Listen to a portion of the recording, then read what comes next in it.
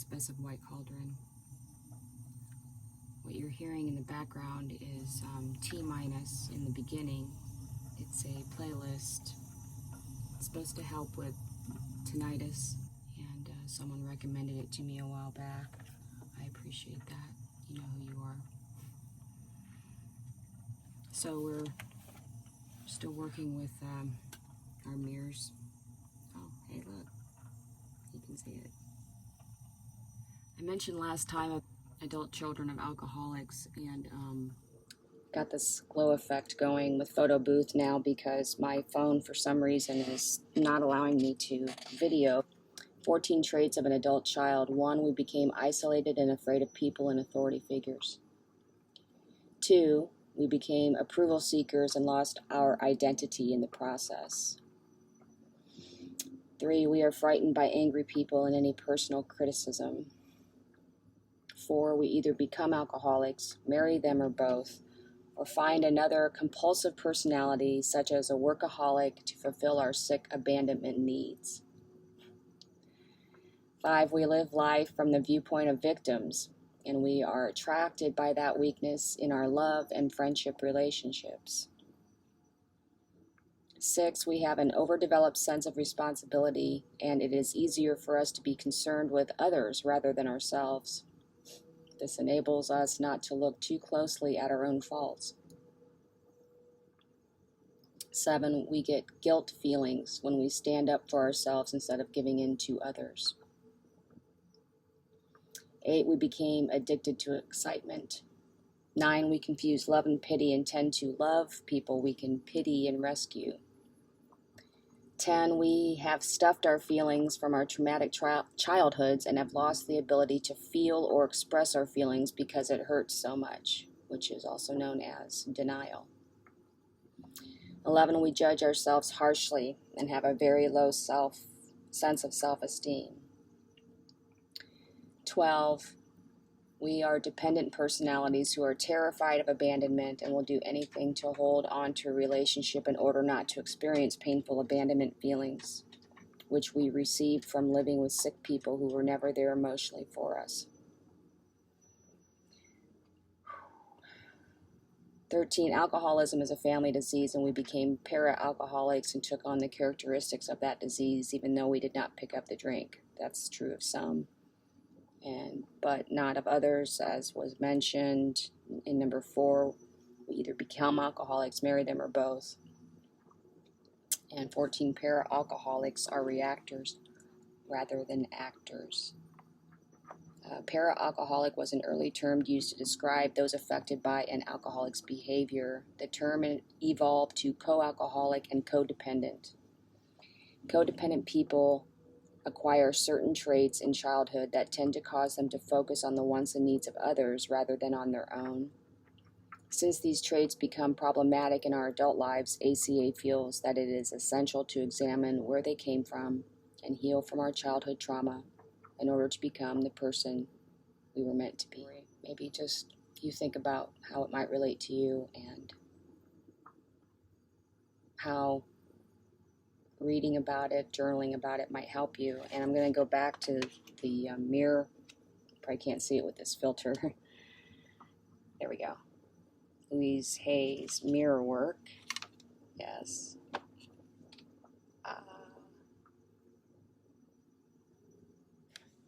Anyway, so back to day 1. We're on your day 1 meditation, loving yourself. And there's an audio download that comes with this if you choose to do that and listen to it. It says, each one of us has the ability to love ourselves more. Each one of us deserves to be loved. We deserve to live well, to be healthy, to be loved and loving, and to prosper.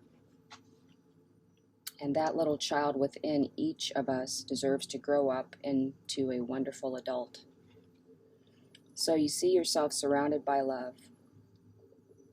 See yourself happy and healthy and whole, and see your life as you would like it to be, putting in all the details. Know that you deserve it.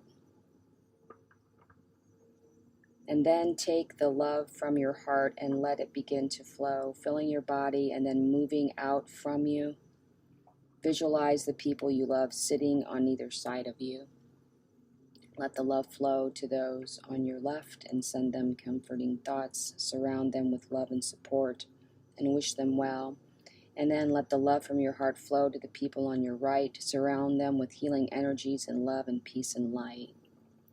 Let your love flow around the room until you are sitting in an enormous circle of love. Feel the love circulating as it goes out from you and then comes back to you multiplied. Love is the most powerful healing force there is. You can take this love out into the world and silently share it with everyone you meet. Love yourself, love one another, love the planet, and know that we are all one. And so it is. To find my humility again is I write and I create music and any other kinds of art and photography and movement. I'm just a multi-artist, and it really helps me a lot. And you don't have to be a talented artist per se to do any of this stuff. I mean, art therapy is a therapy for a reason. It's not, no one's going to read it but you. You can draw in it, you can just write phrases, you can, write one expletive after another if you want, and you can just vent, just get it out of you. Get it out of you. Get it out of you. Don't internalize it as much as you're accustomed to doing. And that's what I have done very often. And when I have expressed, by the time I'm able to express what's really going on and how much stress is inside of me, and because I've been pushing it down, then it comes out, it just explodes into this terrible. I have complex PTSD, so when I get triggered, it's really difficult for me to tone it down. And I'm the kind of person that has to blow off steam. And instead of letting my steam out on people, because I've done that, it's just awful. I hate myself for it. I need the gym. I have to beat the crap out of a heavy bag and pump some iron and dance and stretch and do yoga and breathe and meditate. I'm a very kinetic, physical person. And we all can be to a point, It really helps. I mean, we are in this body for life, for this life of this body. So why wouldn't you want to do what you need to do in order to be as healthy and happy and free as you can be?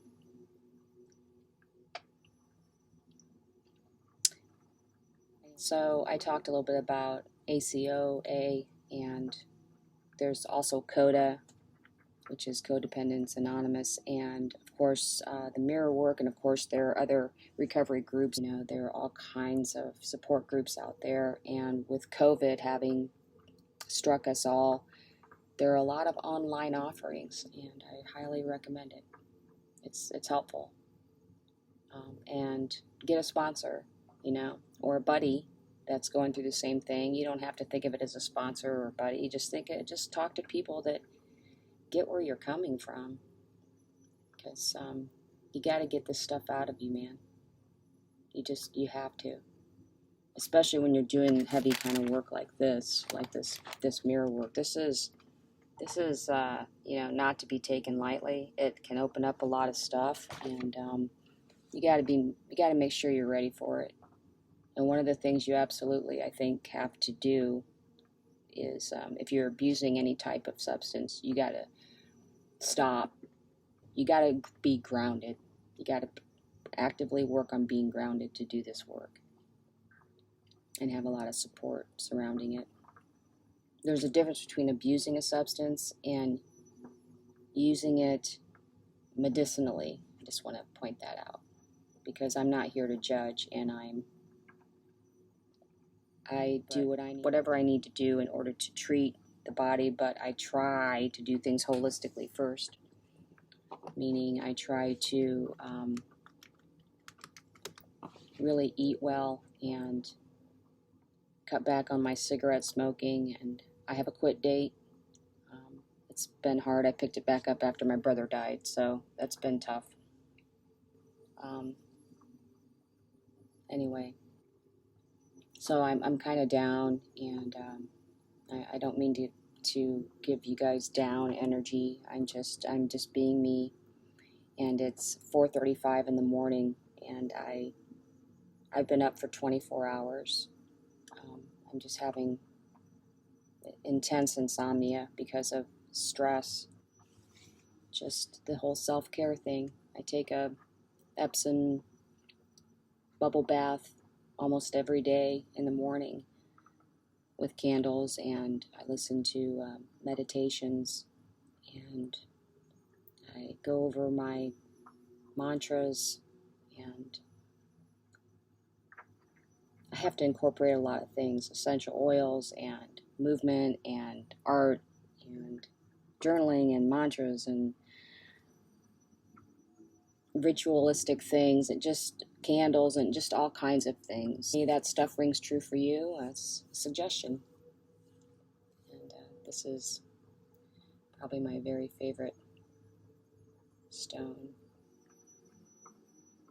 Peace out, make it count, and take care of yourself. This is Bess of White Cauldron, episode number 2 of 1212 Zen. Take care.